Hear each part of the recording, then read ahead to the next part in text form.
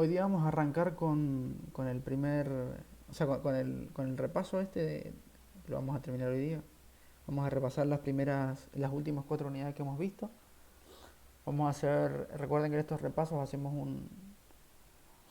básicamente un vistazo por encima de todo lo que hemos visto para refrescar un poco la memoria y les habilitaría la autoevaluación. Se las dejo habilitada de acá a 15, 20 días para que la puedan hacer en ese lapso. ¿Sí? La autoevaluación va a ser igual a la anterior. Bien.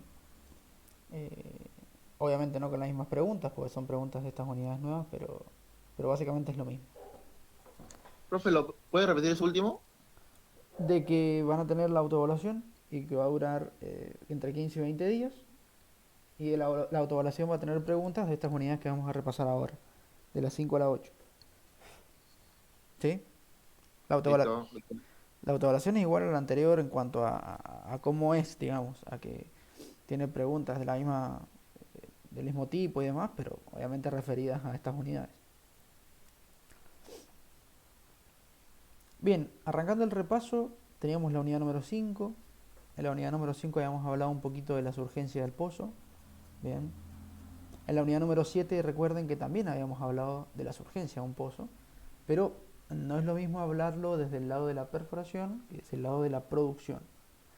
Desde el lado de la perforación es una situación no deseable, digamos, eh, y en caso de que aparezca una urgencia debemos estar preparados para poder controlar el pozo, porque el pozo entra en un régimen de descontrol. Digamos, si se descontrola estamos en graves problemas, porque corre riesgo el pozo, corre riesgo la gente que trabaja y demás. Mientras que en producción es lo mejor que nos puede pasar. Un pozo es urgente porque en cuanto a costos es más barato, en cuanto a instalaciones tiene menos, ¿sí? Aprovecho la energía natural de la roca. Entonces, fíjense cómo hablamos del mismo pozo, pero en una situación o en la perforación es considerado algo no tan bueno, mientras que en las urgencias es considerado algo buenísimo. ¿Sí? O sea, perdón, en las urgencias de la producción. Eh, lo primero que habíamos hablado era el tema de las presiones. Yo les recordé que no confundan presión con peso, ¿bien? O no confundan presión con compresión, si son cosas distintas. La presión es una fuerza ejercida sobre una zona determinada, sobre un área. Matemáticamente se expresa así, fuerza dividido área. ¿Sí? Las presiones se miden en PSI, en kilogramos por centímetro cuadrado. ¿Por qué les digo esto? Porque ustedes seguro en el pozo o en algún lugar en el que vayan a trabajar van a sentir 15 kilos de presión. Bien, ese 15 kilos de presión está incompleto. No es lo mismo el kilo de pan que un kilo de presión, ¿sí? El kilo de pan es masa, es peso. Mientras que el kilo de presión es kilogramos sobre centímetro cuadrado. No es lo mismo. Bien. Para como el kilogramo ese es kilogramo fuerza sobre centímetro cuadrado, que es un kilogramo especial que se utiliza para determinar las fuerzas, no la masa. Entonces, pero bueno, ustedes recuerdan que siempre cuando hablamos de presión tiene un área vinculada. El PSI es libra sobre pulgada cuadrada, por ejemplo. ¿Sí? Ya, Lucas. Sí, a mí también pensé que era mi internet. ¿Qué pasó? Se cortó, ¿no es cierto? Sí, Sí, sí, Lucas. Me parecía que se había cortado. Me volvió hace un minuto. No escucharon nada de lo que dije, ¿no es cierto? ¿O escucharon algo? No, una primera la parte no. fuerza, creo. Fuerza. Bien, no, les estaba comentando que no me confundan presión con peso. ¿Eso lo escucharon? Sí. ¿Sí? Ah, bien, bien. Eh, no, bueno, y después les estaba diciendo el tema de las unidades. ¿Por qué la gente se confunde la presión con el peso? Porque por lo general decimos 15 kilos de presión. Y esos 15 kilos de presión son kilogramos fuerza sobre centímetro cuadrado. Esa es como la unidad completa. No es kilos nada más, es kilos sobre centímetro cuadrado. Siempre la fuerza, siempre, perdón, la presión está vinculada a un área, siempre. ¿Bien? Y el área se expresa como la unidad de longitud al cuadrado. Pueden ser centímetros cuadrados, metros cuadrados, eh, milímetro cuadrado, pulgada cuadrada, ¿sí? Siempre el cuadrado está ahí metido. Dentro de un pozo, ¿me están escuchando bien ahora? Sí, ahora sí, Lupo. Bien, bien, A mi parte también sí, profe. bien, buenísimo. Dentro de un pozo nosotros teníamos varias presiones, ¿sí? Hay muchísimas más que estas tres, pero estas tres son las fundamentales y las importantes. Nosotros teníamos una presión hidrostática, que recuerden que era la presión que ejercía el lodo sobre el fondo del pozo. Bien. La presión hidrostática básicamente depende de la densidad del fluido y de la altura de esa columna de fluido que yo estoy analizando. Mientras más alta la columna, más presión. Mientras más denso el fluido que yo tenga, más presión. ¿Sí? Así de simple. ¿Para qué nosotros necesitábamos una presión hidrostática?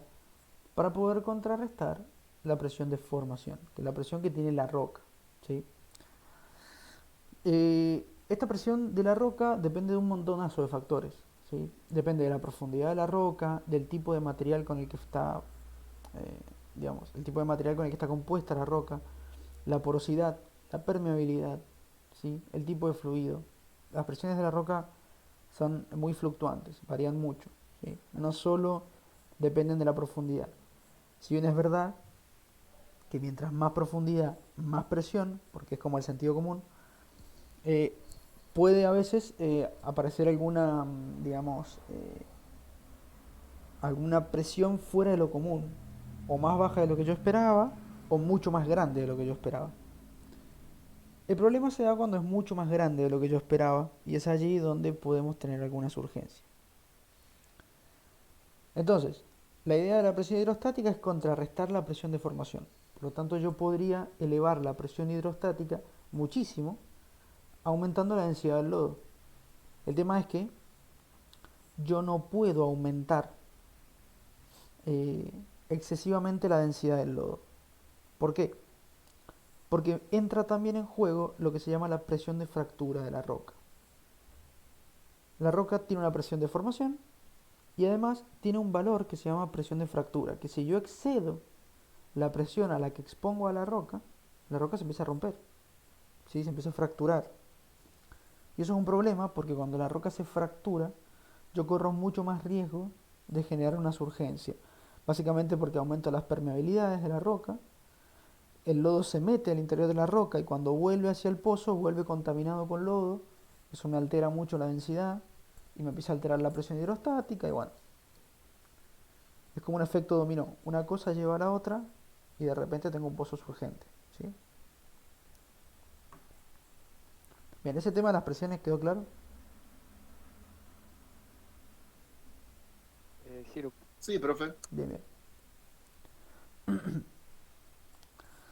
Después habíamos hablado entonces de que, como digo, si bien nosotros con la presión hidrostática podríamos controlar el pozo, hay algunas situaciones en las que no las tengo previstas o si bien las puedo llegar a tener previstas, suceden de un momento para el otro sin darme cuenta, eh, como esto de las presiones anormales.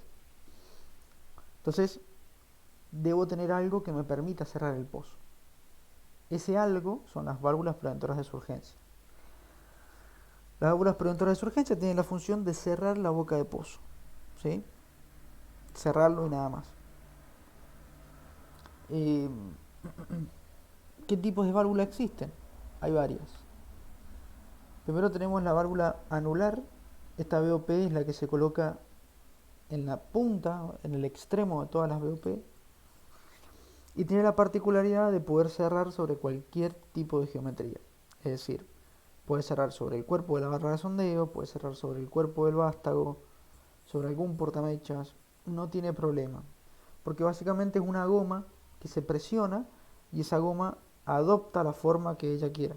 ¿Sí? Por eso puede cerrar sobre cualquier tipo de geometría. Mientras que las VOP exclusas, ¿bien? Que básicamente son como dos compuertas que se cierran, tienen un cabezal diseñado especialmente para cerrar sobre un tipo de geometría. Si yo quiero cerrarlo sobre otro tipo de geometría, no puedo. Por ejemplo, VOP exclusa vienen para barras de sondeo, para portamechas, para casing, ¿sí? ciegas, que son las que cierran el pozo totalmente cuando no tengo herramienta. Y no tengo BOP exclusa para vástago. El vástago no puede, digamos, eh, si yo tengo el vástago justo en la zona de las BOP, voy a tener que cerrar la BOP anular anterior, que explicamos. Porque es la única que permite adaptar esa forma cuadrada que tiene el vástago, que a veces es medio complicado, pero... Las BOP exclusa sí vienen para barras de sondeo y para portamecha. El tema es que no es el mismo cabezal el de barra de sondeo que el de portamechas. Así que por lo general se colocan los cabezales de las barras de sondeo, y en caso de tener algún portamecha ahí cerca de la zona del pozo, trato de bajar lo que más pueda para encontrar algún cuerpo de barra de sondeo y ahí cerrar la BOP, ¿sí? Estas BOP exclusas, si yo le cambio el cabezal, las convierto en distintas BOP. Teníamos la Blind Ram, que es la BOP de cierre total, para cuando no tengo herramienta. La BOP de cuchillas, que es la que, si bien permiten cerrar el pozo cuando no tengo herramienta, la de cuchillas también permite cortar la herramienta en caso de emergencia, ¿sí? Y después tenemos la BOP exclusa anular, que básicamente lo que hace es cerrarme el espacio anular, pero recuerden, siempre para el mismo tipo de geometría.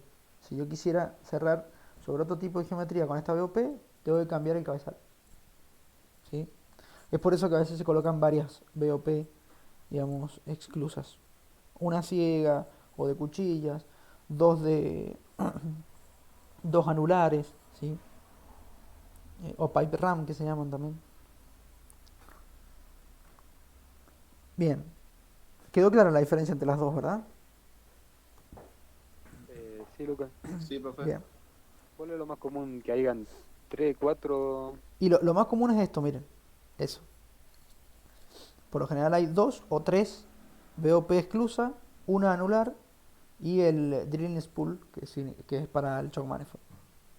Con eso ya más o menos el pozo está cubierto, ¿sí?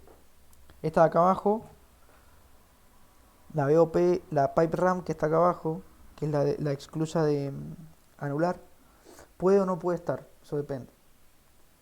Eso depende del pozo, pero por lo general se ve esto, ¿sí? 2 o 3 pipe, el drilling spool, que es obligatorio, y la anular, que digamos es obligatoria también.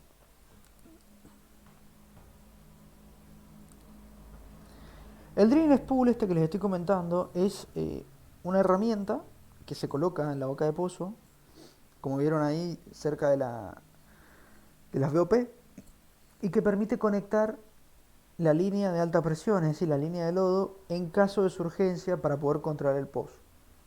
Por eso tiene dos salidas, la kill, o dos entradas en realidad. La kill line, que es en la zona en donde, digamos, yo voy a poder inyectar lodo si tengo el pozo sin herramienta dentro.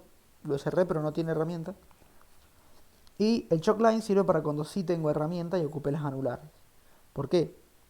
Porque cuando yo tengo herramienta, puedo meter el lodo por la misma herramienta, por la sarta de perforación, y sale por el choke line. Pero cuando yo no tengo herramienta, no tengo lugar por donde meter el lodo. ¿Se entiende? Así que lo tengo que meter por la kill line, mientras se mezcla con el lodo que está todo contaminado y termina saliendo por la choke line. Básicamente ese es el concepto, ¿sí? Por eso tengo la kill line, porque permite inyectar lodo cuando no tengo herramienta adentro. Porque si no tengo herramienta, no tengo manera de meterlo al lodo, ¿se entiende? Para poder controlarlo. El choke line, en realidad el choke manifold o manifold de surgencia, es una herramienta, como ven ahí, llena de válvulas. El manifold, van a sentir la palabra manifold muchas veces en este curso. El manifold es básicamente un conjunto de válvulas y caños. Es como un cuadro de válvulas, ¿sí?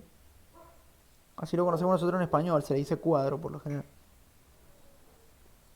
El manifold que ven ahí tiene una serie de válvulas que permiten regular la salida del lodo. Y de esa manera yo puedo generar contrapresiones dentro del pozo ¿sí? Para poder eh, controlar la surgencia cuando yo estoy cambiando el lodo. Porque recordemos que pasaba eso. Yo, el lodo se me contaminaba y después lo tenía que cambiar. Pero si voy metiendo lodo nuevo, voy sacando lodo viejo, contaminado, pero no mantengo la presión en el fondo fija, ¿sí? Por encima de la roca, se me va a seguir metiendo petróleo y me va a seguir contaminando el lodo que yo estoy metiendo nuevo. Entonces el choke line lo que hace es generar esta contrapresión para mantener la presión del fondo por encima de la presión de la roca para evitar que siga saliendo fluido. ¿Sí? Profe, puede ser que tenés que tener determinado tiempo para cerrar y abrir cada el choke line y el king line, algo así. La maniobra es la siguiente. Por lo general es mucho más fácil explicarlo cuando yo sí tengo herramienta dentro, así que lo vamos a explicar así. Yo meto el lodo por el interior de la herramienta. Ese lodo que estoy metiendo va a desplazar al lodo viejo. ¿Sí? Y acá el fluido, vamos a ver si lo puedo dibujar. ¿Sí? Acá el fluido vendría por acá, sale por la choke line y se mete a alguno de estos dos caminos. Se ocupa uno de los dos. O ese o ese. Venimos acá, se ocupa este, por ejemplo. El fluido sale por acá y... Ah, no, perdón, por ahí no sale. Se viene por acá y sale por acá. Este caño es un caño gordo que se llama para poder liberar algunos gases. Esta válvula que ven acá, que ahí no se alcanza a ver, pero dice válvula aguja, ¿sí? Es una válvula aguja justamente. Las válvulas agujas funcionan así, miren. Para que se den una idea. Es una válvula que tiene una especie de clavo que yo lo puedo meter hacia adentro o sacar. Entonces esto me restringe el paso del lodo. ¿Sí? Al restringir, es una especie de válvula esclusa, es parecida. ¿Sí? Estas válvulas esclusas tradicionales, como las de las canillas para tomar agua. ¿Sí? Eh, Para controlar bien la presión, ¿no es cierto, Lucas? Sería. exactamente. Yo cuando cierro cada vez más y le achico ese espacio por el que puede pasar el lodo, esto me genera una contrapresión hacia atrás. ¿Se entiende? Es decir, me generaría una contrapresión hacia el interior del pozo. Bien, viene por ese lado. Esa contrapresión llega hasta el fondo. Y es ahí que evita que siga saliendo fluido. Esa es la idea. A medida que voy cambiando el lodo, yo tengo que ir abriendo lentamente esta válvula aguja porque la contrapresión no siempre es la misma. Antes de realizar la maniobra, se grafican, se hacen unos gráficos. No se los he explicado yo eso porque eso lo hace, digamos, el ingeniero, el company que está a cargo. Se hacen unos gráficos con las presiones que hay que ir siguiendo en cada momento. ¿Sí? Entonces se va controlando eso. Se va a ir bajando, subiendo la presión, se va a ir abriendo cada vez más o cerrando cada vez más la válvula según el tiempo en el que estemos. Y de esa manera vamos a ir, cuando va saliendo el lodo, se va abriendo lentamente la válvula. ¿Por qué? Porque, repito, si la dejo siempre igual, estoy metiendo lodo con más densidad ahora y la presión va a ir aumentando en el fondo y puedo romper la roca. Entonces, para evitar eso, tengo que ir abriendo lentamente la válvula para que en el fondo del pozo siempre haya la misma presión. ¿Sí? Esa es la función del shock manifold, básicamente. No sé si se entendió más o menos. Sí, profe. ¿Sí? A la hora de estar ahí va a ser el problema de cuánto tiempo abrir la válvula. No, es que eso, como les digo, se va siguiendo un gráfico. Se va siguiendo un gráfico que les va diciendo, ¿sí? Cómo es la apertura. ¿Eso lo hacen ahí en el momento, Lucas, el gráfico ese? Sí, se hace en el momento porque depende de las presiones que tenemos cuando cerramos el pozo. Nosotros cerramos el pozo y se miden las presiones por directa y por anular. Y en función de esas Claro, vos presiones, ahí sabés cuándo abrir y cuándo no. claro, en función de esas presiones se hacen los gráficos y una vez hechos los gráficos, esas presiones también sirven para calcular la densidad del lodo nuevo. Y una vez que se hizo todo, se empieza con la maniobra. Hay una persona que está entrenada, dentro de los operarios del pozo, hay una persona que está entrenada para manejar el manifold, ¿sí? No lo maneja cualquiera. Lo maneja una persona que está entrenada y que ha hecho el curso para poder manejar el shock manifold, ¿sí? Esos Qué cursos, bien, entonces.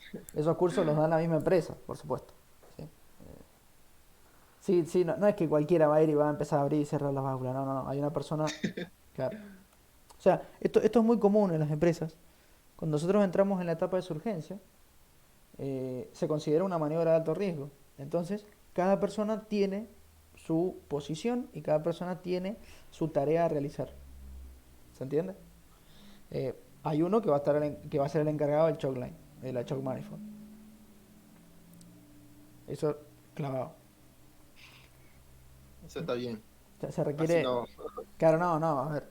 Si usted es su primer semana y encuentran un pozo surgente, no le van a decir, che, anda a maniobrarte el manifold porque no van a saber qué hacer, obviamente. Claro. Claro, sí, sí, por eso. Por eso.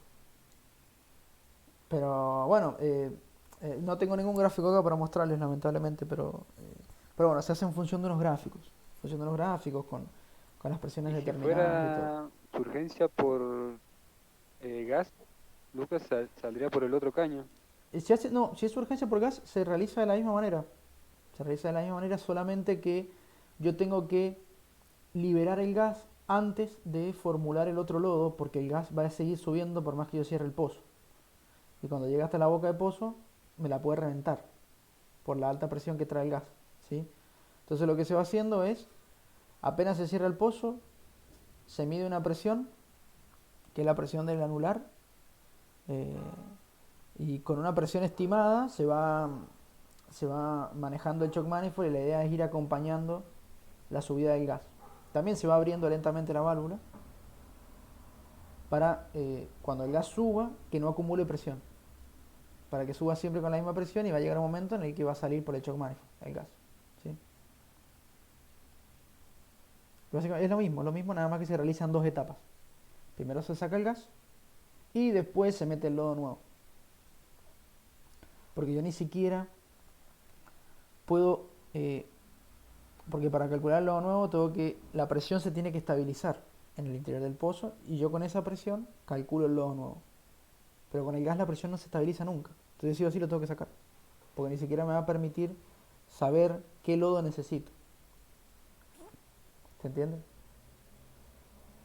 Un poco más complicado esa La maniobra. del gas es más complicada, sí, sí, la del gas es más complicada. Ojo que siempre hay gas, por lo general.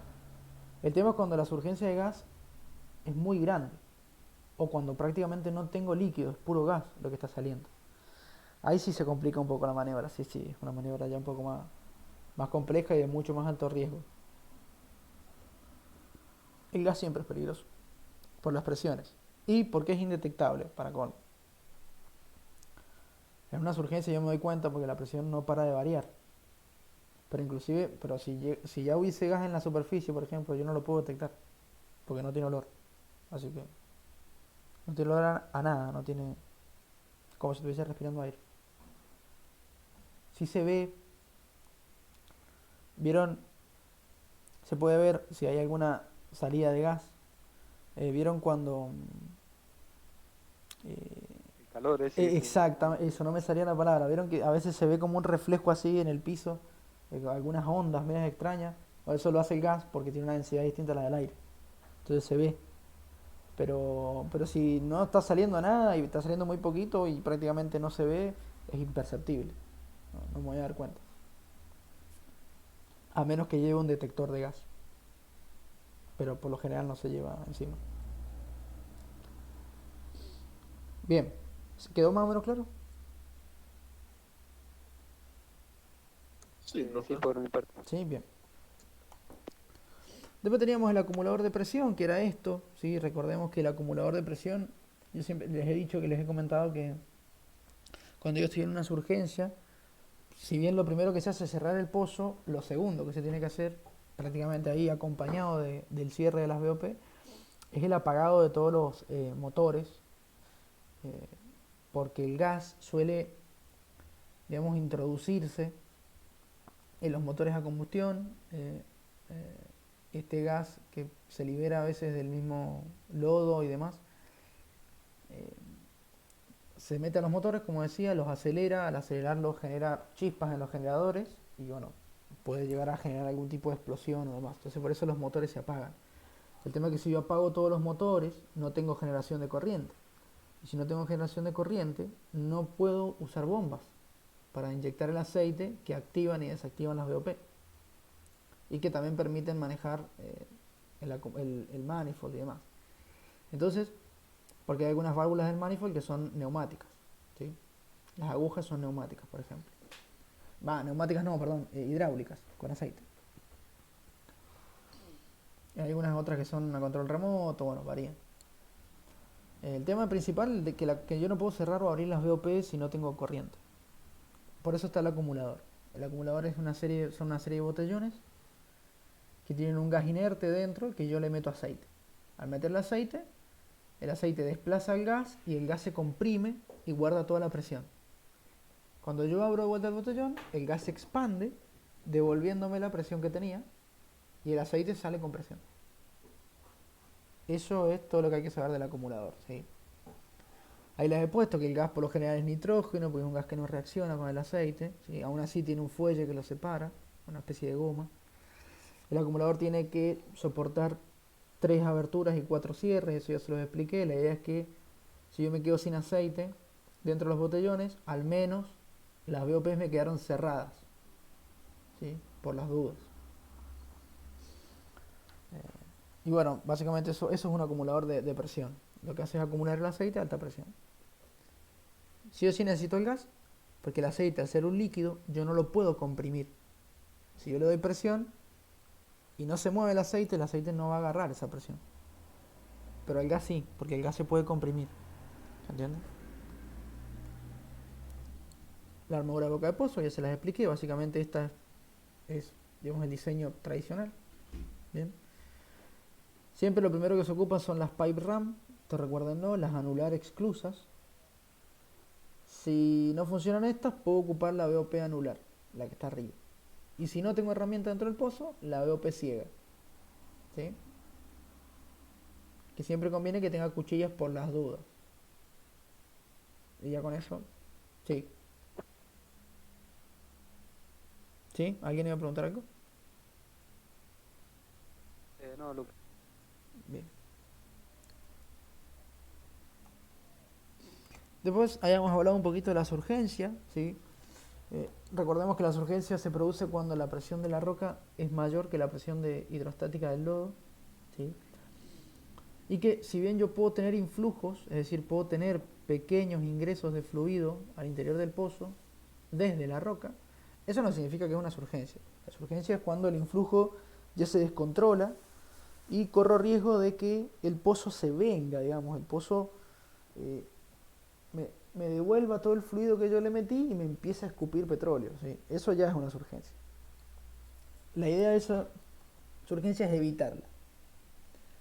Ahí hemos mencionado todas estas causas. Puede darse porque el pozo no está lleno, lo cual afecta directamente a la presión hidrostática por la altura. Si extraigo rápidamente una herramienta, es como que hiciera succión, y al hacer succión se chupa parte del fluido que está dentro de la roca y ya me contamina ese lodo, por lo tanto me afecta la presión hidrostática y empieza el efecto dominó. Presencia de presiones anormales, esto es lo que yo les decía. Yo calculé que según este tipo de roca y demás, tenía esta presión. Y de repente cuando la atravieso, tiene el doble de lo que yo esperaba. Bueno, eso lamentablemente no es culpa mía, digamos. Ya la presión se estimaba y por eso se llama presión anormal, justamente, porque es una presión que está fuera de lo común. ¿Sí? En esos casos, bueno, ya no depende de nosotros, digamos, son cosas que pasan por la naturaleza misma. Densidad insuficiente del lodo, esto sí, ya es un problema nuestro. Básicamente afectamos directamente la presión hidrostática. Al tener menor densidad, ¿se entiende? Afecta la presión hidrostática y después las pérdidas de circulación, que básicamente es una roca que me va quitando lodo, por lo tanto me disminuye el nivel y me afecta de vuelta la presión hidrostática. ¿Sí? Y habíamos hablado también de algunos síntomas de surgencia. ¿Sí? No lo vamos a repasar porque ya lo vimos en la clase, pero yo siempre les comento que recuerden que tener un síntoma de surgencia no significa que tengo surgencia. Por lo general se espera a corroborar un síntoma más, por ejemplo. ¿Sí? A ver. ¿Cuántos síntomas tendrían que producirse como para decir, y riesgo de surgencia, Lucas. Y yo con dos estaría bien. Porque esperar un tercero ya me parece que es jugar mucho con el tiempo. ¿Sí? A ver, miren, les doy un ejemplo. Tengo presencia de lodo, de petróleo en el lodo. ¿Quiere decir que es una surgencia? No, realmente no. ¿Por qué? Porque muchas veces cuando nosotros atravesamos la roca, que es la que tiene el petróleo, el lodo viene con petróleo, pero no significa que tengamos una surgencia. ¿Sí? Es más, esa es una de las maneras de detectar que hemos llegado a la roca destino. Cuando en el lodo aparece petróleo. El geólogo va, saca una muestra de lodo, le echa un químico y el lodo se pone fluorescente. Cuando se pone fluorescente, le pasamos la luz ultravioleta así y brilla morado. Eso quiere decir que hay petróleo. ¿Es urgencia? No. Hemos atravesado la roca que tiene petróleo, nada más. ¿Sí? Ahora bien, si yo he atravesado la roca con petróleo, ¿sí? Y aparece petróleo en el lodo, pero miro, por ejemplo, que la bomba de lodo ha aumentado las emboladas y las está aumentando de manera progresiva, quiere decir que el lodo está bajando su densidad, por lo tanto está ingresando mucho petróleo a el pozo, por lo tanto ya tengo una urgencia. Tengo que parar el equipo y cerrar la BOP por precaución. ¿Okay? Entonces eh, es como que digamos, hay que también ocupar un poco el sentido común y analizar la situación. Pero ya eh, con dos síntomas estoy bien. Por ejemplo, aumento en las ROP. El aumento en las ROP eh, es muy común cuando aparecen presiones anormales, es verdad. Aumento en las ROP quiere decir que el pozo, la herramienta empezó a perforar más rápido, de repente. Pero eso no solamente pasa cuando encuentro una roca con presión anormal. Cuando encuentro rocas de sal, rocas domosalinos que se llaman, también aumentan las ROP, porque el lodo va disolviendo la sal y es más fácil perforarla. Entonces fíjense como uno de los síntomas no es, digamos, taxativo, no es algo que diga, oh, aumento las ROP, pa, y aprieto la BOP para que cerrar el pozo, su urgencia. No lo sé. Tengo que tratar de corroborar otro síntoma automáticamente. Me aumentaron las ROP, me fijo en la bomba de lodo. Si veo que empiezan a aumentar las emboladas, y ya tengo algún problemita. ¿Sí? Me fijo el caudal de salida, si es mayor que el de entrada. ¿Bien? Si la sarta se puso más liviana, o se puso más pesada, perdón, en realidad, porque baja la densidad del lodo. ¿Se entiende? Hay que ir analizando un poco la situación y ver qué tal. Depende mucho. A ver, estos análisis que yo les estoy mencionando los van a ganar con la experiencia. Porque apenas entren en un pozo van a empezar a analizar todo esto y tal vez van a tardar 10 o 15 minutos en decir, ah, sí, mira, tengo una urgencia. Y ya tarde, porque en esos 15 minutos ya está escupiendo el pozo para todos lados, ¿entiendes? Entonces hay como, con la experiencia, o sea, con los años de experiencia ya se van a dar, se van a dar cuenta de que es como que automatizan todos estos controles, ¿sí? Bien, ya por último habíamos hablado de la maniobra operativa, que consistía en dos métodos, según si tenía líquido o gas. El método de una circulada, que básicamente cerraba el pozo, y una vez el pozo cerrado, formulo el lodo nuevo y lo meto al pozo directamente por la zarca de perforación que quedó adentro, ¿sí? Lo meto por allí y a medida que va saliendo el lodo viejo, voy abriendo lentamente la válvula del manifold para acompañar con la descompresión, para mantener siempre la presión en el fondo constante. El método de dos circuladas se hace esto, pero digamos en dos etapas distintas. Primero saco el fluido contaminado para poder ayudar a salir al gas y que no me explote la boca de pozo. Y una vez que ya saqué todo el gas, hago el lodo nuevo y lo cambio por el lodo viejo, ¿sí? Al lodo viejo le digo al lodo que tenía la densidad anterior, lodo nuevo al lodo que tiene la nueva densidad más grande para poder controlar las presiones de la roca. ¿Sí? ¿Cómo me doy cuenta qué método tengo que ocupar? Fácil. El gas se detecta en la superficie porque la presión en el anular no se estabiliza nunca. ¿Sí? Yo voy a cerrar la boca de pozo, voy a notar que la presión en el anular empieza a aumentar, y cuando queda fija, quiere decir que tengo un líquido. Y que esa es la presión que voy a usar para calcular el lodo. Pero ¿qué pasa con el gas? No queda fija. Varía y varía y varía, ¿sí? Y sigue variando. Y cuando ya han pasado 5 o 10 minutos y la presión sigue variando, y tengo gas. Lucas, disculpame, cuando decís variando, sube y baja, sube y No, baja. sube constantemente. ¿Por qué? Porque la burbuja de gas va a ir subiendo. Y al ir subiendo, va a ir leyendo cada vez más presión, que es la presión que va acumulando el gas cuando va subiendo y va subiendo y va subiendo, ¿sí? Perdón, sí, no es que varía, no es que va hacia arriba y hacia abajo, siempre sube. Sube y no para de subir. O sea, imagínense esta situación. Eh, una botella de Coca-Cola, la agito un montón. ¿Vieron cuando la abro? Pasa, urgencia. La cierro automáticamente. ¿Qué pasa en ese momento? Cuando la cierro automáticamente, empieza a aumentar la presión, y llega un momento en el que se estabiliza la presión, no aumenta más. Si yo toda la Coca-Cola la hubiese hecho gas, de tanto agitarla, una exageración, pero supongamos, cuando yo abro y cierro, la presión no va a dejar de aumentar nunca y va a reventar la botella. Viene por ese lado, ¿sí? La presión siempre aumenta hasta que se estabiliza. Si no se estabiliza es gas. Estabiliza quiere decir que se queda en un valor fijo, ¿eh? ¿Quedó más o menos?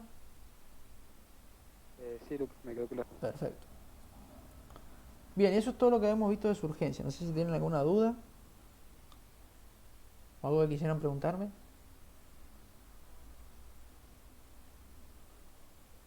Por ahora no, bro. Perfecto. Pasamos a la unidad número 6 entonces. Habíamos hablado de la terminación de pozos. La terminación de pozos era esta etapa que seguía a la perforación y que estaba antes de la puesta en producción del pozo. Justamente es la etapa que me ayuda a, digamos, reparar el pozo, hacerle algún ajuste para dejarlo listo ya para poder producir. La terminación del pozo, recordemos, no se realiza con el equipo de perforación, se realiza con el equipo de workover, que al final hay algunas imágenes, ¿sí? Es más, lo repasamos ahora. Aquí estamos. Dentro de los equipos tenemos 3: perforador, workover, pulling. El perforador es este, es el que nosotros utilizamos en la etapa de perforación, ¿sí? Un equipo grande, con capacidad para poder romper rocas, ¿sí? Con un sistema de circulación de lodo bastante grande, y se ocupan las operaciones de perforación y todo lo que yo haga dentro de la etapa de perforación: perfilaje, intubación, cementación, demás. Ocupo este equipo. Después teníamos el equipo workover, que a simple vista se parece a los equipos de perforación chiquitos. Bien, pero no es similar. ¿Por qué? O sea, es similar, perdón, pero no es el mismo. Eso quise decir. ¿Por qué? Por ejemplo, los equipos de workover no tienen top drive. Los equipos de perforación hoy en día, la gran mayoría son top drive, mientras que los workover no. Tienen una mesa rotary nomás. En segundo lugar, son muy chiquitos y tienen sistemas de potencia chicos porque no tienen que romper ninguna roca. Solamente rompen algunas costras de cemento, permiten desabollar algunas cañerías, pero nada más. ¿Se entiende? Nada más. No tiene sistema de control de sólidos en la circulación del lodo porque realmente no voy a romper nada excepto el cemento, ¿sí? Entonces no necesito limpiar el lodo constantemente para poder volverlo a meter y demás. No. Eso no lo hace. ¿Se entiende? Puede llegar a tener alguna zaranda, pero nada más, ¿sí? En el equipo workover se realizan todas las maniobras que yo voy a realizar durante la etapa de terminación. Todo lo que es el fresado, puedo llegar a hacer algún arreglo en el casing, ¿sí? Lo que se llama casing patch. Puedo hacer los ensayos de producción, eso también es importante. El equipo workover tiene doble malacate. Un malacate con el cable del sistema de izaje y otro malacate con el cable de el cable de pistoneo, que es el cable de ensayo. ¿Sí? Tengo doble malacate. Bueno, y permite realizar tareas de terminación, que son las que vamos a ver a continuación. ¿Sí? Y después el equipo de pooling. El equipo de pooling ya es un equipo más móvil, vamos a decirle, es más chiquito, más fácil de mover y solamente tiene un sistema de izaje, sistema que tira nada más, no tiene rotación, no tiene control de sólidos, no tiene nada, ¿sí? Solamente una torre con un aparejo que sube y baja, nada más. ¿Sí? Se utiliza para hacer reparaciones mínimas dentro de lo que es un pozo, algún cambio de tubing, algún ajuste en las bombas, ¿sí? Algún ajuste en válvulas inyectoras, supongamos que es un gas lift. Este equipo de pooling nos va a permitir sacar y meter cosas, nada más. ¿Sí? Nos permite pescar algunas herramientas. Y bueno, eso básicamente. ¿Sí? Lucas, discúlpame, este equipo no instala, ¿no es cierto? Por ejemplo, electrobomba. Sí, sí puede instalar electrobomba, sí, sí, sí. Este equipo de pooling sí puede instalar electrobomba sumergible, sí, sí. Sí, porque lo que hace es sacar y meter cosas. Y si ya puede sacar y meter el tubing, la electrobomba va a estar metida, o sea, va a estar al final del tubing. Así que si bien nosotros no le hemos visto todavía la electrobomba sumergible, pero, pero sí puede meterlo tranquilamente. ¿Sí? Recordemos que instalar una bomba es acoplarla al tubing y bajarla. ¿Sí? Así que sí, sí se puede.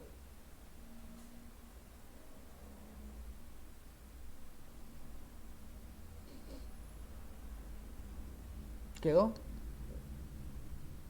Sí, sí, sí. Bien.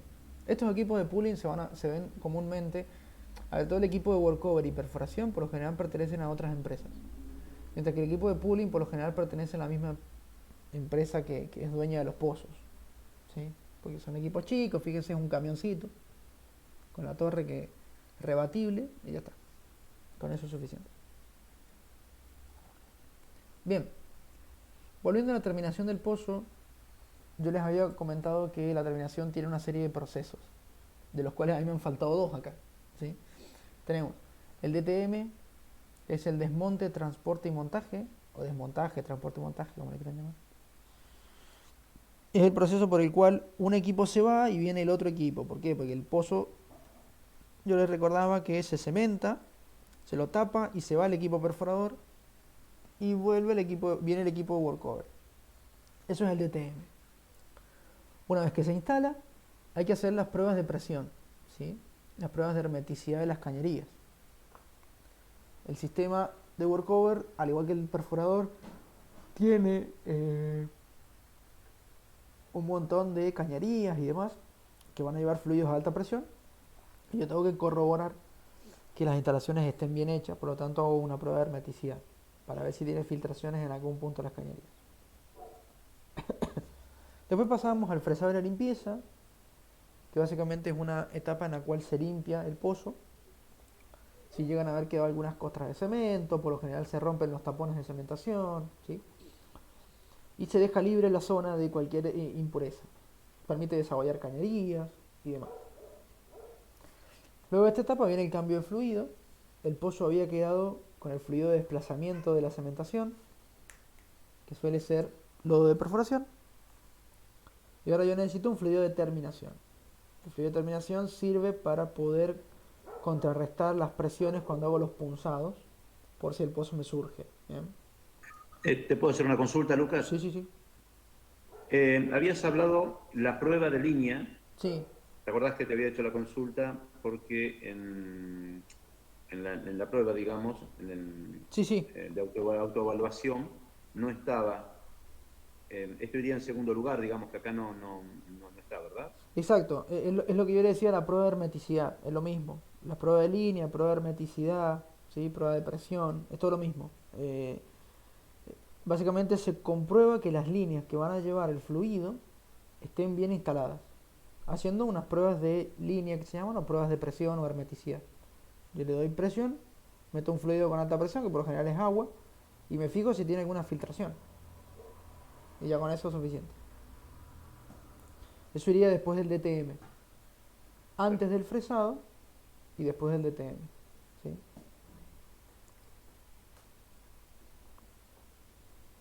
¿Bien? Perfecto, Lucas. Gracias. Perfecto, no de nada. Bien, como les decía, entonces cambiamos el fluido después del fresado porque la idea es sacar el fluido sucio y meter un fluido limpio. Sí, también. Una vez que me acabo el cambio de fluido, tengo que hacer los perfiles de calidad de cemento. Estos son perfiles tipo sónicos, emiten ondas de sonido y reciben esas ondas de sonido y las procesan. Y en la superficie yo con unos software y demás analizo toda esa corriente que me llega, porque me llegan señales de corriente y hago un procesado de todo eso. ¿Sí? Los perfiles de calidad de cemento básicamente lo que determinan es si la cementación está bien hecha. ¿Qué significa que está bien hecha?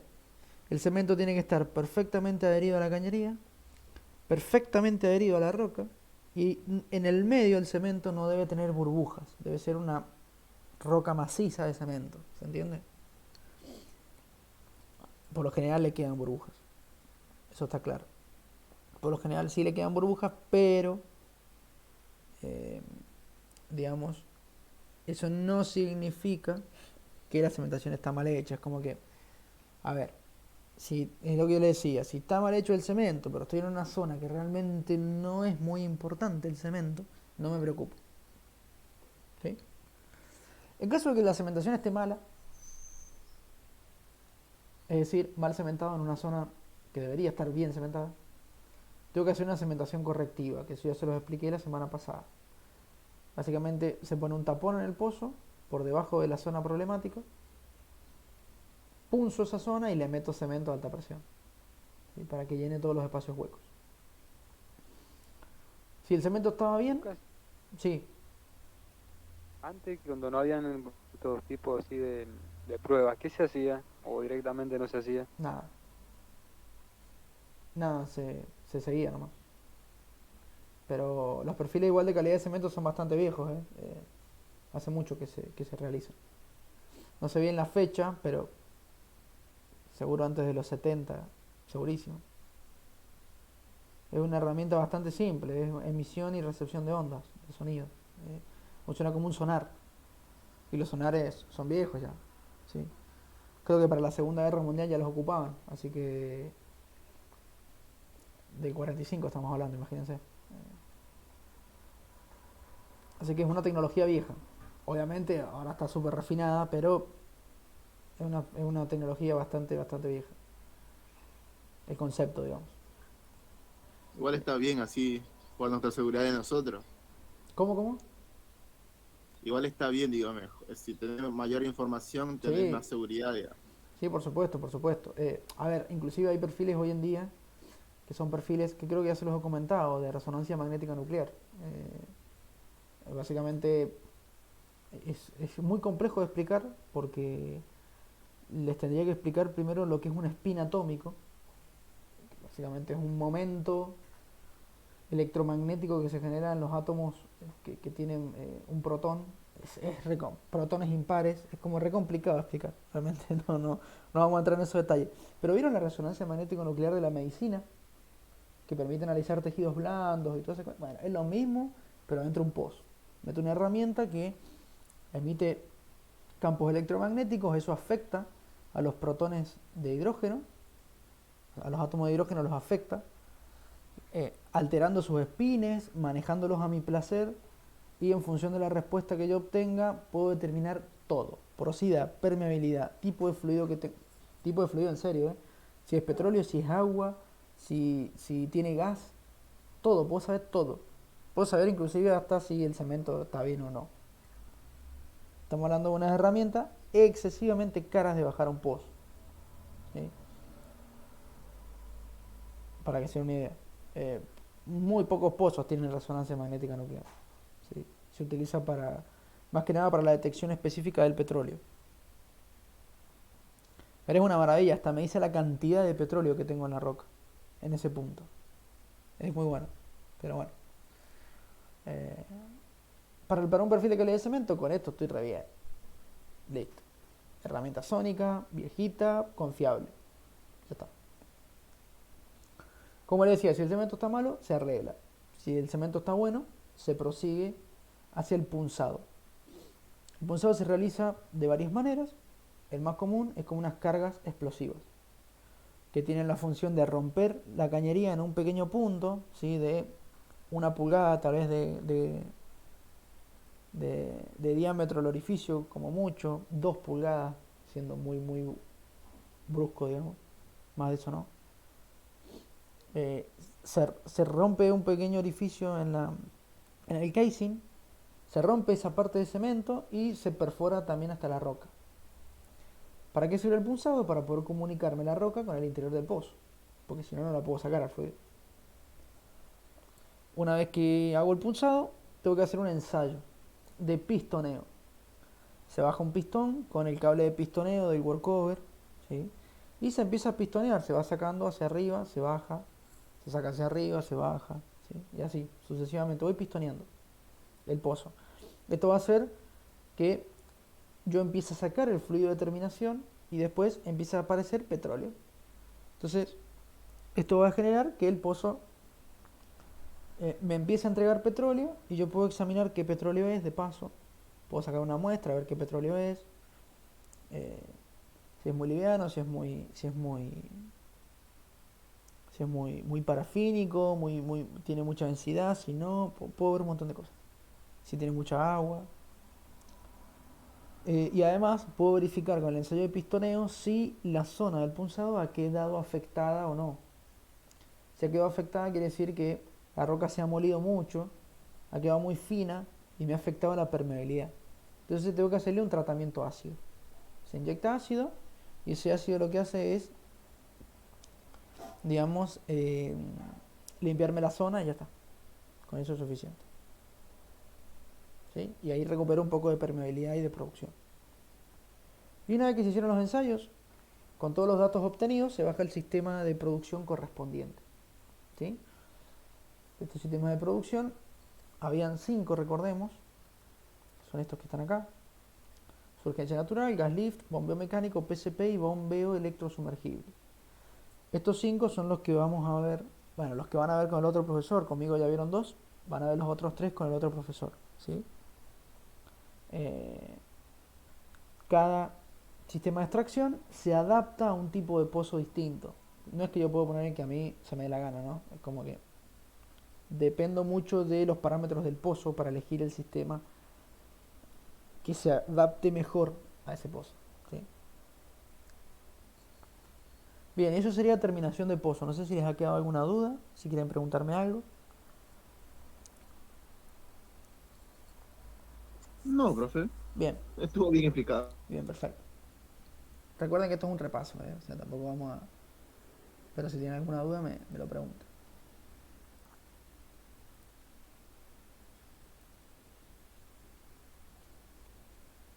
Bien.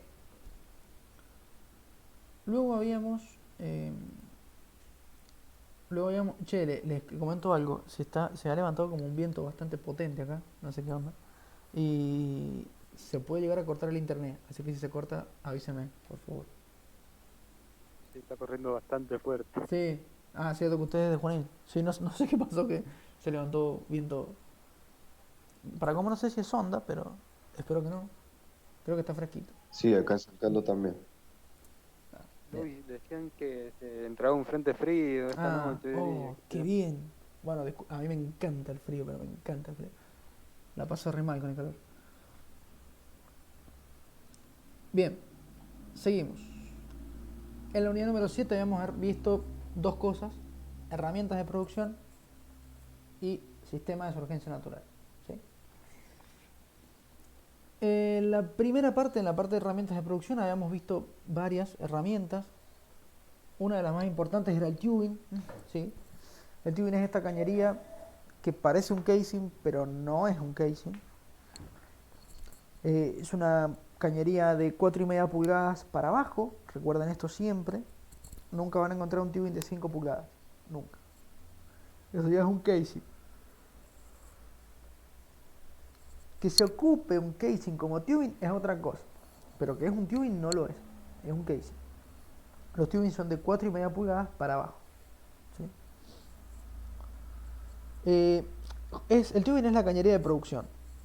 Es la cañería por la cual va a salir el petróleo cuando yo lo estoy produciendo. ¿Sí? Es una cañería lisa que tiene por lo general doble rosca macho, y para poder unir una con otra se usan cuplas. ¿Bien? Se coloca una cupla que me permite unir digamos, un tubing con otro. Los tubing se clasifican igual que los casing, básicamente, en función de algunas letras, diámetros, tipo de rosca. Es básicamente lo mismo, ¿sí? Eso ya lo habíamos visto. Te consulto, Sí, Lucas, ¿cuál era la diferencia? Porque acá puse, justamente similar al casing, pero había una diferencia. sí, el diámetro, nada más. Perfecto. 4 pulgadas era el tubing y el otro era más grande. El casing es más grande que el tubing siempre. Como les digo, son prácticamente los mismos caños, hasta se fabrican con materiales similares, pero el tubing es de 4,5 pulgadas para arriba y el casing es de 4,5 pulgadas perdón, al revés. El tubing es de 4,5 para abajo, el casing es de 4,5 para arriba. Ese de 4,5 que queda en el medio y es discusión. Algunos lo dicen que es tubing, otros dicen que es casing. Pero viene por ahí. Por lo general los tubing se ocupan de 4 para abajo. Ni siquiera se llega al 4,5. ¿Sí? Es muy raro encontrar un tubing de 4,5. Siempre es de 4 para abajo. Pero bueno. Perdón, a mí se me cortó, Lucas, no sé si Sí, al resto también. No llegué a escuchar nada. El tubing, la diferencia era que es más grueso, es más grande. el tubing es más Eso chico. decías. Más chico, ahí está, no, está bien, está bien. Está Claro. bien, perfecto. El No, tubing porque se es... me había cortado, ¿no? También, el tubing es de 4,5 pulgadas para abajo de diámetro. ¿Sí? Es decir, 3,5, 2,5 octavos y así. ¿Sí? El casing es mayor. 5, 12, 17 pulgadas. Esos son casing. Menores son los tubings. ¿Por qué? Porque el tubing va dentro del casing. Así que tiene que ser más chico. Siempre acuérdense de eso. El tubing va dentro de un casing. Así que tiene que ser más chico que los casing. Habíamos hablado también un poco del ajuste. Recordemos esto. Esto se aplica básicamente no al tubing solamente, sino a todos las herramientas que se enroscan acá en un pozo. Puedo darle mayor o menor ajuste y al que viene de fábrica, a mí el fabricante me dice cuánto ajuste le tengo que dar, y si me excedo mucho lo rompo, y si me quedo corto lo rompo. O sea, ¿qué se rompe? La rosca, porque la rosca es el punto más débil de estos elementos, ¿sí? ¿Por qué? Porque bueno, el resto del cuerpo es prácticamente macizo, ¿sí? Es un cuerpo que aguanta bien esfuerzos, mientras que la rosca no tanto, porque tiene filamentos, o sea, tiene esos, no me acuerdo nunca cómo se llaman, pero estos filamentos de la rosca, ¿sí? Que se acopla uno con otro cuando estoy enroscando, son bastante, si bien son gruesos, no voy a comparar eso con el grosor de la pared de un tubing, ¿sí? No tiene nada que ver una cosa con la otra. Pero bueno, las roscas son el punto fusible de todos estos elementos. Por lo tanto, lo tengo que cuidar. Si yo me excedo de torque, lo que pasa es que el pin tiende a meterse más en el box y eso hace que el pin se estire y el box se termina abocardando, se termina agrandando, se fisura. ¿Bien? Y si me quedo corto de torque, es decir, estoy por debajo del torque mínimo que le tengo que dar, por lo general cuando yo estoy produciendo el fluido se mete en la rosca y la va comiendo de a poquito. Eso se llama lavado. La rosca se va lavando, se va erosionando, se va desgastando y terminan apareciendo agujeros como el que ven acá, ¿sí? Como este que está acá. Un agujero bastante... ¿Eso es lo mismo que se va oxidando, Luca? ¿O lo que mismo que el No, fluido va pasando le va sacando un poquito? eso último que usted dijo. El fluido pasa y la va comiendo de a poco. ¿Por qué? Porque el petróleo no come metales. El petróleo no tiene esa característica, pero el petróleo sale con mucho azufre. El azufre es un alto oxidante, ¿sí? El azufre es un compuesto que oxida muchísimo. Me puede oxidar la zona. Esa oxidación, acompañada de los golpes que da el fluido en esos puntos, más los golpes que dan los sólidos que trae el fluido, que son sales y pedazos de roca, se termina rompiendo eso, ¿sí? Se termina lavando la rosca automáticamente, ¿sí? Esto es un caso extremo. Acá no solo se lavó la rosca, sino que pasó para el otro lado, ¿se entiende? Se le hizo un agujero. Pero los lavados de rosca por lo general son así como estos. Miren, fíjense que arriba, lo agrandé mucho, pero esperen un minuto. Quiero volver a la manito. Fíjense que arriba está desgastado. Acá, ¿lo ven? ¿Se ve? Sí, sí. Bien. ¿Vieron que está como desgastado? Eso es un lavado.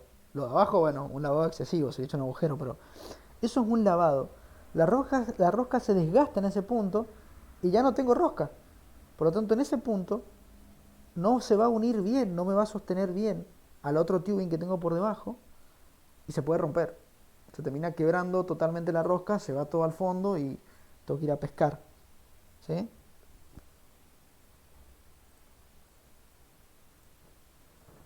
¿Quedó más o menos claro? Eso, Sí, sí, Lucas, bien, perfecto. bien, esos lavados de rosca se producen por muchas razones, pero por lo general se mezcla esto que usted decía, la oxidación, más que lo aporte el azufre, más el golpe constante del fluido, más que trae un montón de sólidos y demás, se termina desgastando totalmente, ¿sí? Por eso la idea es que la rosca no se le meta el fluido. La rosca tiene que estar sellada herméticamente.